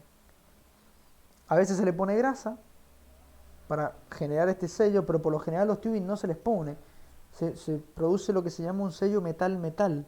Es decir, el metal de una rosca queda pegado al metal de la otra rosca. Y entre sí quedan algunos espacios huecos, pero la idea es que no se meta nada, ¿sí? A veces se mete, pero bueno. Después habíamos hablado de las varillas de bombeo. Las varillas de bombeo eran estas herramientas que permitían transmitir movimiento desde la superficie hacia el interior del pozo, recordemos. Se utilizan solamente en los sistemas en los sistemas de bombeo mecánico y en el sistema de bomba PCP, ¿sí? Son los dos tipos de bomba que utilizan varillas, el resto no las utilizan. Las varillas son objetos macizos, es decir, no son huecos, porque no hace falta que pase nada por dentro. Y, al igual que el tubing, tiene doble rosca macho, ¿sí? Por lo tanto, se unen a través de cuplas, son las que ven ahí en la imagen. Las varillas de bombeo se ajustan por lo general de manera manual. Si bien pueden llegar a venir algunas llaves automáticas, lo ideal es ajustarlas manualmente. Este ajuste manual yo lo aplico con unas llaves Stilson, ¿sí? Y estas llaves Stilson, ¿cómo sé cuándo le doy el torque justo? Porque tengo esas planchuelitas, esas plantillas plásticas que ven allí, roja y blanca, para poder hacer la maniobra, ¿sí? Esa maniobra no la vamos a explicar de vuelta, está bien explicada en la clase. Si tienen alguna duda con eso, pregúntenme. Pero la maniobra es simple, hago la tiza, hago una marca con una tiza, un fibrón, un corrector, lo que fuera, y muevo la varilla desde una marca hasta la otra, y ya está, ahí quedó ajustado, ¿sí? Si les queda alguna duda, me preguntan, pero bueno, estas cosas no se preguntan en la autoevaluación, creo, porque no tiene sentido preguntarles cómo se hace esta maniobra. Esto es más para un examen oral, sí, que yo les diga, bueno, a ver cómo se hace la maniobra. Pero, bien. Y después hemos hablado de algunas rupturas importantes en las varillas. La primera de ellas era la rotura por fatiga. Les había comentado que la rotura por fatiga se da en los materiales cuando lo expongo a movimientos o esfuerzos alternantes. Es decir, esfuerzos que varían entre un punto y otro. En el bombeo mecánico, en el A y B, que las varillas suben y bajan constantemente, están expuestas a una carga y una descarga constante. Eso genera posibles rupturas por fatiga. La rotura por fatiga, o sea, lo que hace es, cuando sube y baja, en este caso la herramienta, acumula los esfuerzos en fisuras que ya existen. Y la fatiga las empieza a agrandar. Se empieza a agrandar, se empieza a agrandar, se empieza a agrandar hasta que se rompe la varilla, ¿sí? Y otra ruptura bastante común en las varillas es la rotura por tracción o por tensión excesiva. Es decir, yo a la varilla la he expuesto a una tensión que no soportaba. Le he dado más tensión de la que soportaba. Eso hace que se estire, y cuando ya se estira tanto que el área se hace muy chiquita, se termina rompiendo. Y ahí tenemos rotura por tracción. ¿Sí? ¿Cómo evito estas rupturas? Bueno, la rotura por fatiga, tratando de elegir varillas que no tengan fisuras, primero y principal, porque los esfuerzos alternantes no los voy a poder evitar.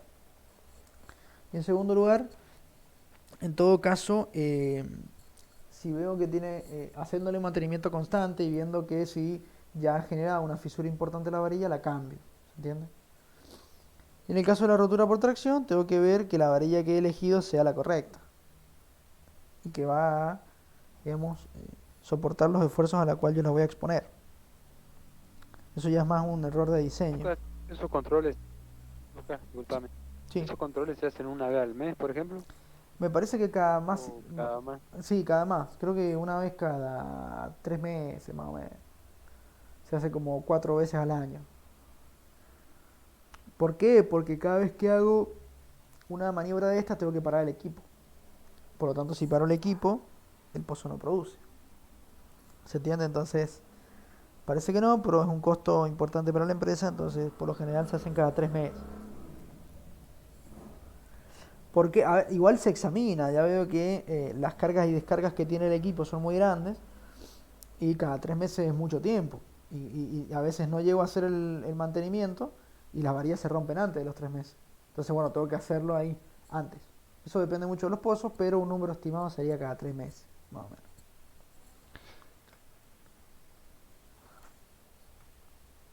Y después ya hemos hablado de las anclas de tubing. Son estas herramientas que nos permiten fijar el tubing para que no reciba toda la inercia que lleva el fluido. Recordemos que, por ejemplo, vamos a hablar del ancla de tensión. La varilla va a subir y va a bajar, lo que hace que el fluido sube y baja, y como el fluido sube y baja, trata de arrastrar al tubing también en ese movimiento. Entonces va a tender a subir y a bajar, cosa que no lo quiero yo, porque al final tengo cosas que suben y bajan dentro del pozo y es un desastre. Me altera gravemente la carrera de la bomba, la producción y demás. Entonces por eso que el tubing tiene que estar anclado al casing, tiene que estar fijo al casing. Y ustedes me dirán, bueno, pero si fijo el ancla, o sea, si fijo el tubing al casing, ¿no se movería el casing también? No, porque el casing está cementado, entonces no se mueve, no se puede mover, ¿sí? Porque ya está anclado a la roca mediante el cemento. Y bueno, y la roca no se va a mover, o sea, por eso no se mueve, ¿sí? El casing está fijo. Si yo ahora con el ancla fijo el tubing al casing, el tubing también va a permanecer fijo, no se va a mover.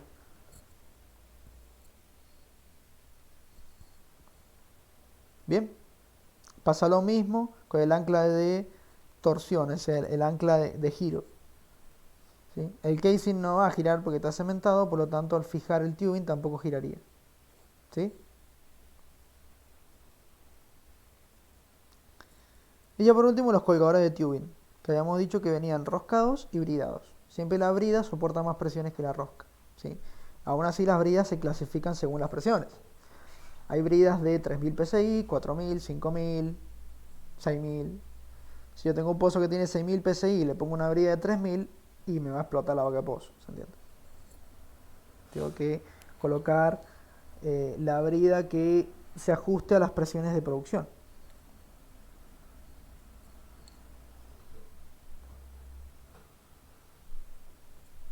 Bien, ¿alguna duda hasta acá? ¿Cómo viene?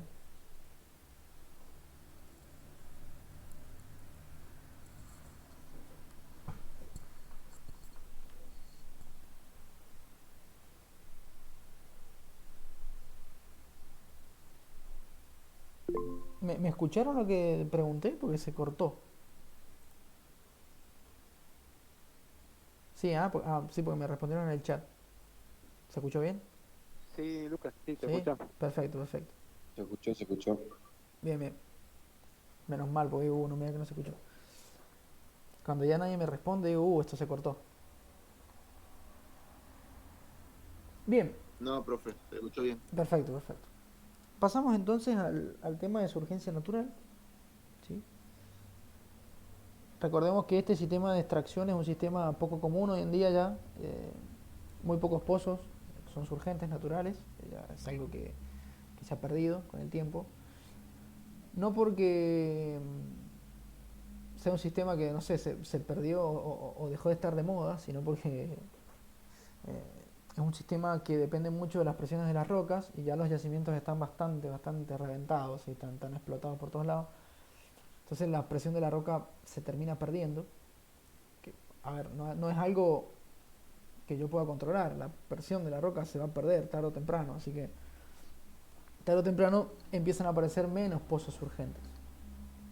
Hoy en día, acá en Argentina prácticamente son inexistentes. ¿Sí? No hay, pero bueno. Por ejemplo, los pozos no convencionales suelen tener algunas urgencias porque son pozos que están a mucha profundidad y que las rocas todavía no han sido explotadas en su totalidad. Entonces, suelen tener pozos urgentes. La surgencia natural es un fenómeno de producción que tiene asociado pozos con grandes presiones, con gran cantidad de gas, ¿sí? Con altos porcentajes de gas. Recordemos que un pozo surgente no, o al menos dentro de la producción, hablando de producción propiamente dicho, un pozo es urgente o se considera que puede optar por la surgencia natural cuando tiene la presión suficiente como para poder subir hasta la boca de pozo y además poder llegar hasta la zona de batería o la zona donde se va a tratar el fluido. Sí, esto es importante. Lucas, discúlpame, Sí, la batería, ¿qué función cumple? ¿Juntar de varios pozos y enviarlo? la batería cumple varias funciones.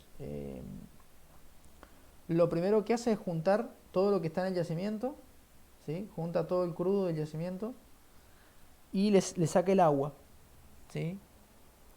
Separa las fases, saca el gas por un lado, el petróleo por otro y el agua por otro. Y el petróleo, una vez que sale de batería, pasa a la planta de tratamiento de crudo o playa de tanques que se llama. Y en esa playa de tanques se almacena y se le saca las sales. Y una vez que se le sacó las sales, se lo vende. ¿Sí? Básicamente eso es lo que hace el tratamiento.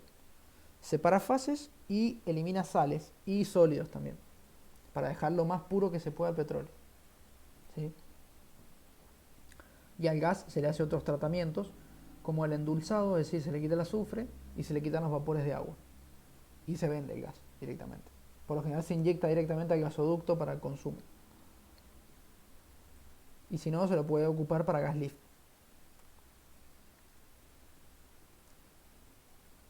¿Quedó más o menos?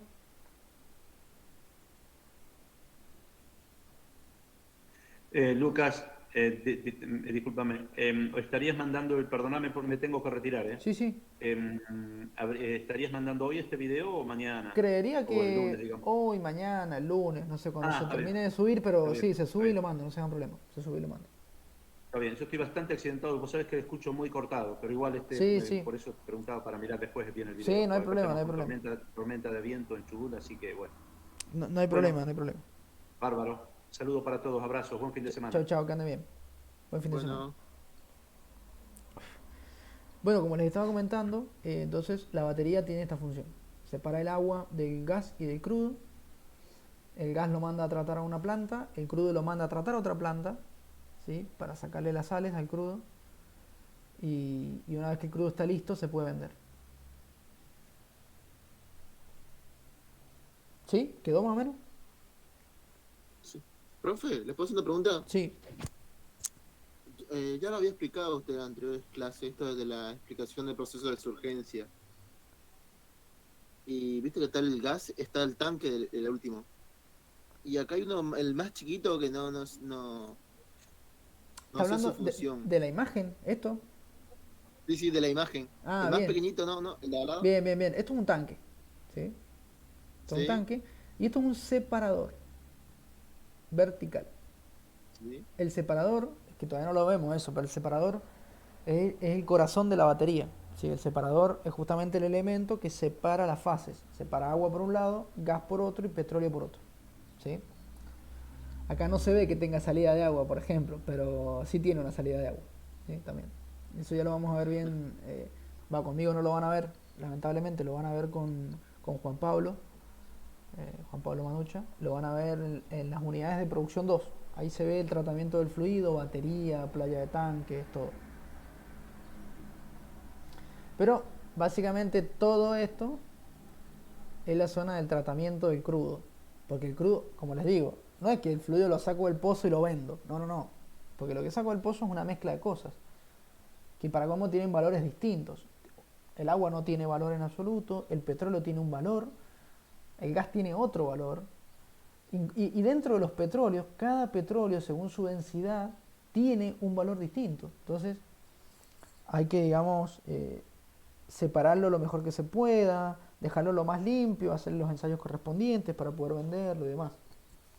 Todo eso se hace en la batería y en la playa de tanques. ¿Bien? Ya lo van a ver eso más adelante, no se hagan problema.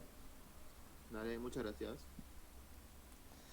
Bien, entonces recordemos, un pozo surgente es aquel pozo que no solo surge hasta la boca de pozo, sino que también tiene la capacidad de poder llegar hasta las instalaciones de batería por su cuenta. Si yo no llegara por mi cuenta, o sea, si el pozo no llegara por su cuenta y tuviese que instalar un sistema artificial de bombeo, ya sea una bomba, no sé, centrífuga ahí en la línea, ya deja de ser surgente natural. Estrictamente no sería un surgente natural. ¿Sí? Bien, me pasé. Dentro de las instalaciones de surgencia natural habíamos visto dos. La TCP, que básicamente es un tubing que lleva ya adicionado el packer y el cañón de punzado, entonces hace todo junto. Es una maravilla. Bajo el tubing, fijo el packer, hago el punzado y ya estoy listo para producir. En 2 o 3 horas ya estoy listo para producir. Mientras que el tapón con taponera es la forma antigua de poder, digamos, instalar un sistema de surgencia natural, que consiste, primero que nada, en llenar tengo que hacer los punzados. Por lo tanto, tengo que tener el pozo lleno con un fluido de terminación que me soporte las presiones de la roca. Hago los punzados, saco el tren de punzados, después desciendo el tapón con taponera, lo fijo, saco el cable, ¿sí? Y una vez que hago esto, desciendo el tubing, lo acoplo con el tapón y convierto el tapón en un packer. Y en ese momento estoy listo para producir. Bien, entonces fíjense que el TCP es mucho más rápido. Yo no tengo que meter y sacar cosas todo el tiempo, ¿sí? Meto, fijo, pongo en producción y ya está. En cambio el otro no, se hace una maniobra a la vez. Meto, hago la maniobra, saco. Meto, hago otra maniobra, saco. ¿Se entiende? Entonces lleva más tiempo. Es más barato el tapón con taponera, pero no sé si tanto, porque si bien las herramientas son más baratas, tengo mucho tiempo invertido con el equipo de workover, entonces hay que ver ahí qué es lo que conviene, ¿sí? Yo ocuparía el TCP. Lucas, Sí, discúlpame. Los equipos eso de workover, ¿eso cobran por hora? sí, todos los equipos cobran por hora. Bien. ¿Por qué? Miren, ha habido muchas situaciones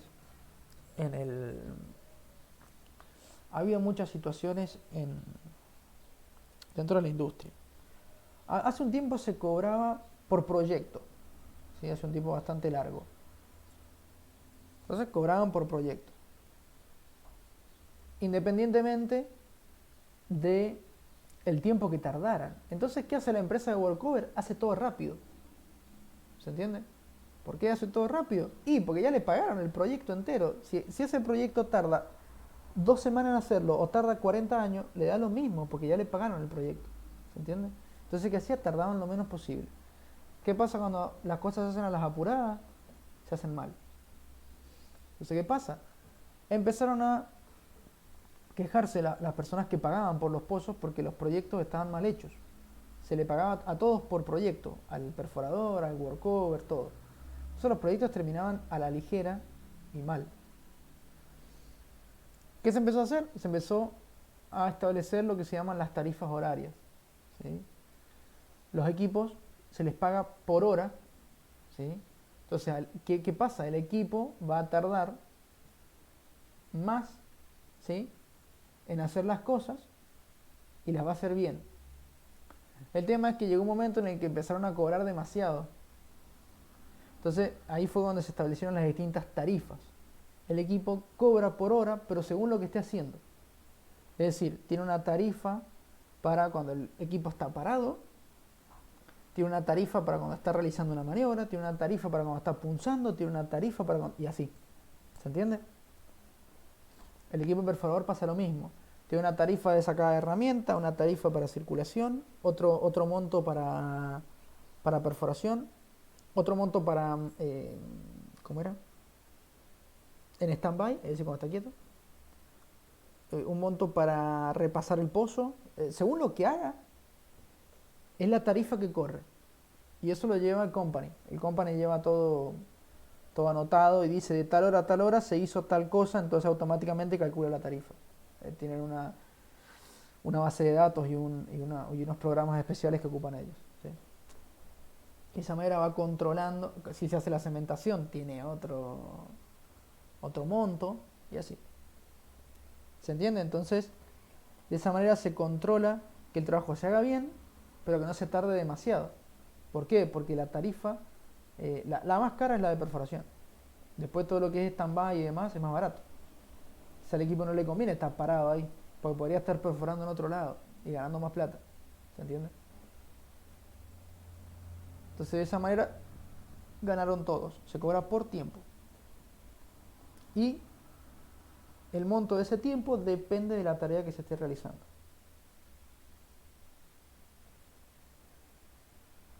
¿Sí? Ok, Luke. De esa manera se controla un poquito más el tema de qué es lo que se hace y qué es lo que no y cuánto se gasta. Habiendo hablado ya de más o menos cómo es la instalación del sistema de surgencia, vamos a hablar un poquito de los fluidos del pozo. Recordemos que el pozo, si bien produce petróleo, el petróleo viene con gas, ¿sí? Y este gas, recordemos que si yo no contrapresiono el pozo, se va a liberar. ¿Por qué? Porque va a pasar de una alta presión acá abajo, ¿sí?, una alta presión acá, a una presión atmosférica acá, que básicamente, o sea, la presión atmosférica es muy baja comparado con las presiones que tenemos en el fondo. Entonces, ¿qué pasa? El gas se va liberando cada vez más cuando llega a la superficie, porque se va descomprimiendo y se puede liberar. Y al final en el pozo tengo en la salida, parece un sifón de soda cuando se queda sin soda. ¿Vieron que escupe gotitas de líquido y sale puro gas? Bueno, así. A mí no me conviene. Si soy el dueño del pozo, no me conviene para nada. Entonces, ¿qué tengo que hacer? Generar una contrapresión para mantener el fluido lo más, estable posible, que no libere su presión y que salga lo más líquido que se pueda. Y es por eso que existe el arbolito de Navidad o Christmas Tree, ¿sí? El Christmas Tree, si bien tiene un montón de válvulas, la válvula maestra que corta la producción, la válvula de suaveo, que es una válvula que permite pistonear cuando el pozo se queda, una válvula de venteo que da justamente al ahogo del pozo, y también tiene una válvula de producción lateral seguida de un estrangulador. El estrangulador es el corazón del puente de producción de surgencia o del Christmas Tree, ¿sí? El estrangulador es básicamente una placa orificio o una válvula aguja, depende, ¿sí? Pero puede ser una placa orificio que me reduce el diámetro de producción.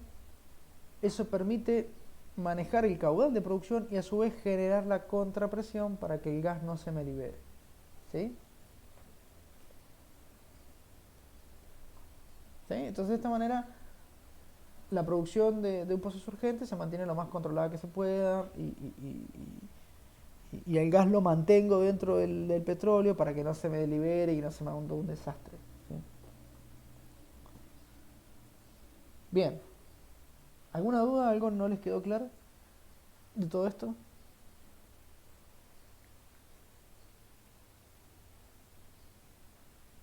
Por mi parte, no, Lucas, no sé los demás. Perfecto, No, para mí está bien. buenísimo entonces. Y ahora entonces vamos a pasar... A ver, ¿alguien escribió algo? Bien, perfecto. Ahora vamos a pasar a la última unidad que hemos visto. Esto lo vamos a hacer rápido porque lo vimos la semana pasada, ¿no?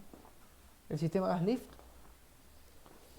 El sistema gas lift es un sistema que por lo general se considera como la evolución del sistema de surgencia natural. ¿Por qué? Porque el sistema gas lift se utiliza para pozos en los cuales la presión es muy grande y tiene mucha presencia de gas. O sea, igual que un surgente natural.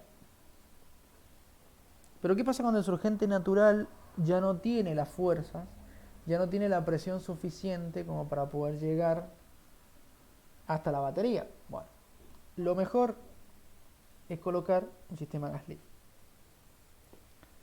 ¿En qué consiste el sistema gas lift?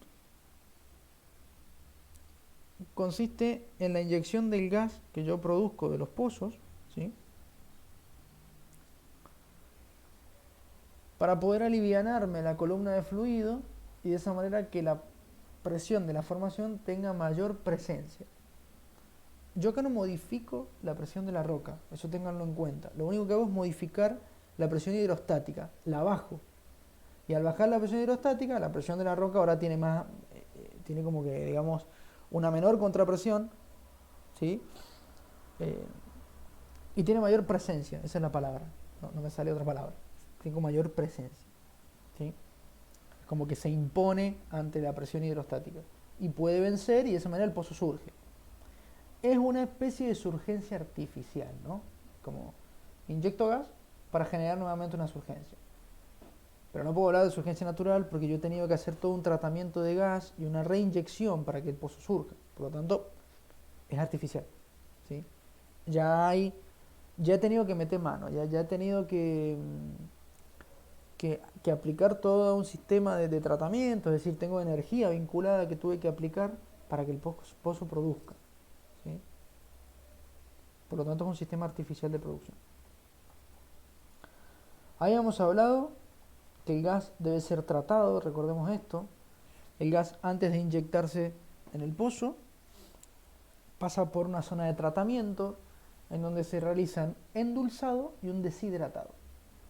Endulzado, ¿qué significa? Se le quitan los azufres, ¿sí? ¿Por qué? Porque el azufre es muy oxidante y en contacto con el agua me genera ácido sulfídrico. Ese ácido sulfídrico es tóxico y además sigue siendo oxidante. Entonces me termina corroyendo, ¿sí?, todas las cañerías, ¿sí?, me las oxida. Y las válvulas también. Recordemos que si la válvula se oxida, a ver, la puedo hacer de acero inoxidable, ¿no? Pero por lo general son de aluminio, creo. Que tampoco se oxida mucho, pero sí genera algunas capas de óxido. Y si son de acero común, se oxidan enteras, ¿sí? Y si se me oxida la válvula, se empieza a tapar y ya no puedo inyectar más gas, ¿bien? Entonces, el azufre se lo tengo que quitar con un endulzado. Hay muchos tipos, hay muchas maneras de endulzar el gas, que se llama de quitar el azufre. Básicamente se lo hace pasar por unos elementos, unas sustancias que capturan el azufre y nada más. Y además tengo que quitarle los vapores de agua, que eso se puede hacer con un condensado, ¿sí? Condenso los vapores de agua y se los quito. ¿Por qué? Porque el vapor de agua, además de que puede reaccionar con el azufre, cuando está expuesto a altas presiones, que va a estar expuesto porque yo el gas lo inyecto a altas presiones, cuando está inyectado a altas presiones, forma hidratos de metano. ¿Qué es esto? El hidrato de metano es hielo, es agua solidificada que dentro tiene gas. Es altamente inflamable, como ven ahí en la imagen, se está prendiendo fuego. Es un hielo que se prende fuego. Pero además de esto, el problema principal no es que se prenda fuego, porque eso ya se lo comenté. A ver, el gas que estoy metiendo también se puede prender fuego. El problema principal de los hidratos de metano es que me tapan las cañerías, ¿sí? Son incrustaciones de hielo con gas que me tapan las cañerías y no me dejan producir o inyectar gas o lo que fuera.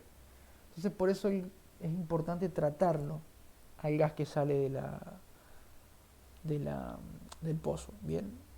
Es importante tratarlo. Le quito el agua y además le quito el azufre. Con ese tratamiento ya estaríamos bien. Puedo llegar a quitarle monóxidos de carbono, dióxidos de carbono. Le puedo llegar a quitar algunos pesados que suelen venir con el gas, como el butano, ¿sí? El propano, que se pueden llegar a volver líquidos y me pueden complicar un poco la cosa a la hora de meter el gas con los compresores. Recuerden que un compresor nunca funciona con líquidos, funciona siempre con gas. El líquido los rompe. Así que si yo le meto butano y el butano está a altas presiones y se vuelve líquido, y me va a romper el compresor. Entonces prefiero sacarlo tal vez. ¿Sí? Bien. Después habíamos hablado de distintos tipos de gas lift. Teníamos primero el gas lift continuo, ¿sí? Que es un gas lift que produce de manera constante, ¿sí? Produce de manera constante y se inyecta de manera constante. Y esto se aplica en los pozos en los cuales yo tengo una permeabilidad alta, tengo caudales de producción considerables y demás. Mientras que el gas lift intermitente, habían dos tipos, es decir, el que tiene la válvula de retención en el fondo del pozo o el que la tiene en el ingreso de gas. De una u otra manera, lo que hacemos es producir de manera intermitente, ¿sí? Es decir, se produce de a baches. Se produce un ratito, después no se produce otro ratito, después no se produce, y así. Esto se utiliza para los pozos en los cuales yo tengo una producción baja. Esto se puede ver a varios motivos, o que tengo poco gas, o que tengo baja permeabilidad, o que las presiones no son tan grandes, ¿sí? ¿Sí? O que no tengo tanto crudo, no sé, y los caudales de producción son bajos. En esos casos se utiliza el sistema intermitente. Sí. Lucas, miren en el sistema del A y B también, ¿no? Saben andar unas horas, se paran Sí, y vuelven después. sí, eso también es una producción intermitente en bombeo mecánico. Sí, sí, sí. Si bien de por sí la producción del bombeo mecánico es intermitente, porque solamente produce cuando sube, cuando baja no produce, pero hay veces en los que se los para porque el pozo necesita que se llene de vuelta, ¿sí? Se para, se llena de vuelta el pozo y ahí se pone a producir. Porque si no, se generan, golpes de fluido, que eso ya lo van a ver con el profesor Manucha, golpes de fluido, y eso me puede afectar duramente todo el sistema, ¿sí? Las varillas, todo, me afecta todo. Bien, después entonces teníamos también algunos tipos de instalaciones que los habíamos visto. El sistema abierto, que es aquí el sistema en el cual no hay ni packer ni válvula de retención, está abierto. Este sistema hoy en día ya prácticamente no se ocupa, fue uno de los primeros en utilizarse, y en caso de usarse hoy en día se utiliza para producir por casing, que se los había comentado. Por tubing se inyecta el gas y por casing se produce. Eso es muy raro, igual que pasa, pero bueno, nunca se sabe. Después teníamos el sistema semicerrado, que es aquel sistema que tiene packer, pero no tiene válvula de retención. Por lo tanto, se inyecta el gas por la entrecolumna, o sea, por el anular, y se mete a la cañería mediante unas válvulas que se colocan en los mandriles del tubing. Estas válvulas al principio van a estar llenas de líquido, por lo tanto hay un tiempo de arranque que se llama en el sistema, es decir, el gas tiene que empujar todo el líquido que queda ahí en el espacio anular, que ingrese al tubing, y recién allí el gas empieza a, surtir efecto, ¿sí? Recién allí empieza el proceso propio del gas lift.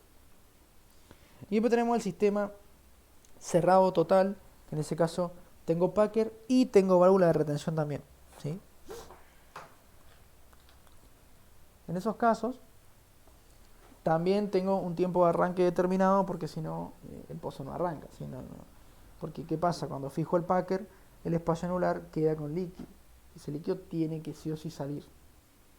Primero se mete al interior del tubing porque el gas lo empuja, y recién cuando el gas empieza a ingresar al tubing, ahí surte efecto el gas lift, ¿sí?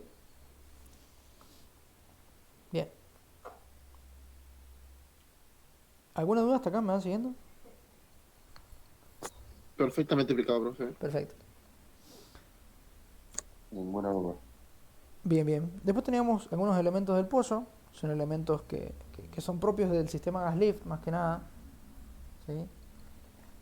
En primer lugar, tenemos los mandriles. Los mandriles son estas uniones especiales de tubing que yo les había comentado. Fíjense que tiene doble rosca hembra, o sea, doble box. Por lo tanto, lo que hace es conectarse al pin de un tubing y al pin del otro tubing, como una cupla. ¿Sí? Pero fíjense que es especial. Tiene uno de los bordes, una de las zonas, que tiene como una protuberancia, tiene como una salida media extraña. Y es porque en esa protuberancia se van a alojar las válvulas. El mandril cumple esa función. Permite alojar las válvulas de inyección de gas. En los pozos inyectores de agua se ocupan estos mandriles y las válvulas para poder inyectar agua en vez de gas. ¿Sí? Eso lo van a ver en la unidad número 16, posiblemente. ¿Sí? El tema de los pozos inyectores les van a dar una mirada rapidita. Esos pozos se ocupan para la recuperación secundaria, que supongo que han sentido nombrar alguna vez. ¿Sí? Esos pozos inyectores de agua, se inyecta el agua de producción y básicamente tienen estos mandriles también con las válvulas y demás. Para poder introducir la válvula, recordemos que estaba la herramienta esta que explicamos la semana pasada, que es el kick-off. Porque ¿qué pasa si yo no tengo esta herramienta? Tengo que sacar la sarta de tubing cada vez que quiero calibrar la válvula. ¿Sí? Y eso es un problema. En cambio, con el kick-off puedo sacar y meter las válvulas sin necesidad de sacar la sarta de tubing.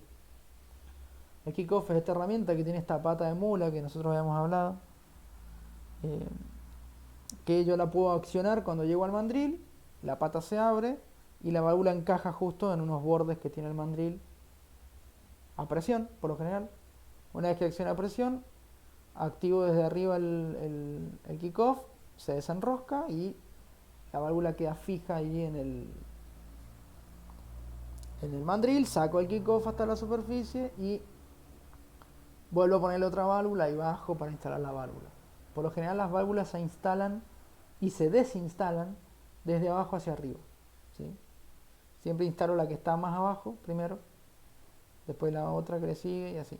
Y cuando la quiero sacar hago lo mismo. Primero me voy a la última, la saco y después empiezo a sacar de abajo para arriba, siempre de abajo para arriba. ¿Sí? Y estas son las válvulas. Las válvulas, acordémonos que se diferenciaban en dos, las HIPO y las PPO. Las válvulas HIPO son válvulas que se accionan mediante la presión de inyección de gas, mientras que las PPO se accionan mediante la presión de producción. ¿Sí? Fíjense que son válvulas relativamente automáticas, es decir, van a abrirse o van a cerrarse en función de las presiones que la válvula sienta. Y yo las puedo calibrar mediante un resorte que tienen allá en la parte interna. Ese resorte se calibra con un tornillito. El tornillito se ajusta o desajusta y eso hace que el resorte tenga mayor o menor tensión. Ya le dije que el análisis de fuerza no lo vamos a hacer acá porque es un análisis bastante complejo, pero las HIPO entonces son válvulas que yo controlo mediante la inyección de gas. ¿Sí? Si le meto más presión, se abre, si le meto menos presión, se cierran las válvulas, ya está. Mientras que las PPO son válvulas ya, estas sí, prácticamente automáticas porque dependen de la producción. ¿Qué quiere decir esto? Se van a abrir por la presión de producción, y la presión de producción mucho de mí no depende, ¿sí? A ver, si le puedo abrir o cerrar el orificio de producción y eso va a aumentar o disminuir la presión de producción, ¿no? Pero ya después empiezan a accionar de manera automática según el pozo lo requiera. Acuerdo a la presión de la formación, digamos. No de la formación, sino de la presión de la producción que pasa justo por la válvula. ¿Bien? Ah, bien. Es como que registra la presión que está ahí cerquita. La presión del fondo a mucho no le interesa, porque a medida que va subiendo el fluido, va perdiendo presión. Yo no las puedo calibrar a la presión del fondo, sino a la presión que voy a estimar que va a tener en ese punto. ¿Sí? Recuerden que el fluido a medida que sube, pierde presión inevitablemente.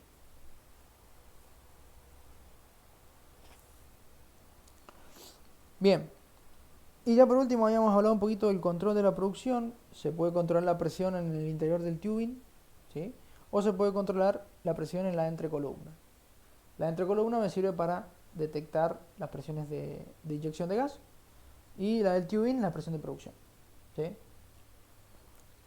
Y al igual que en el sistema de surgencia natural, se utiliza un Christmas tree o un arbolito de Navidad para producir, porque es importante colocarle la, digamos, la placa orificio para evitar que el gas se me libere. Si yo bien inyecto gas y ese gas me va a ayudar a levantarme el fluido, si ese gas se sigue expandiendo a medida que sube, me va a entorpecer la producción en vez de favorecerlo.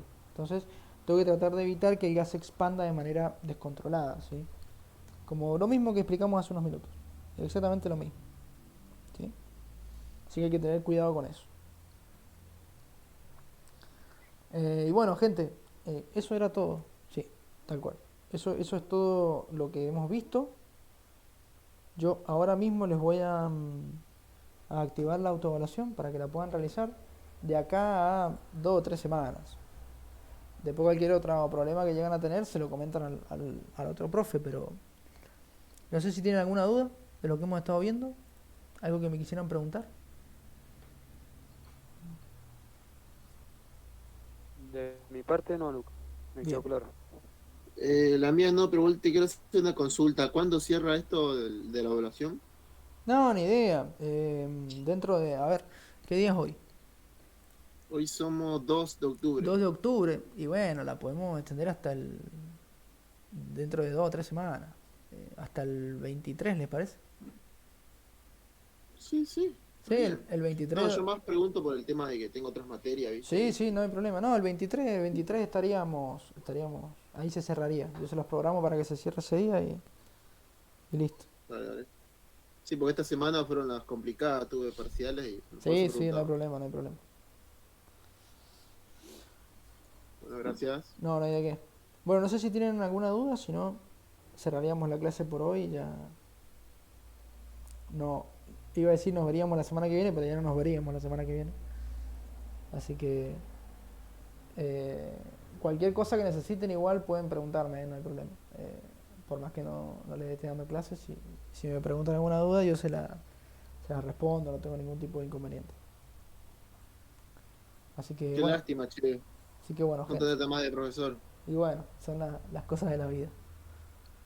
Lamentablemente no tengo tiempo, no tengo tiempo. O sea, en realidad los sábados en la mañana no hago mucho, no hago mucho, eh, porque lo tengo libre, pero necesito descansar porque estoy trabajando entre semana más de 12 horas por día, entonces necesito descansar, lamentablemente.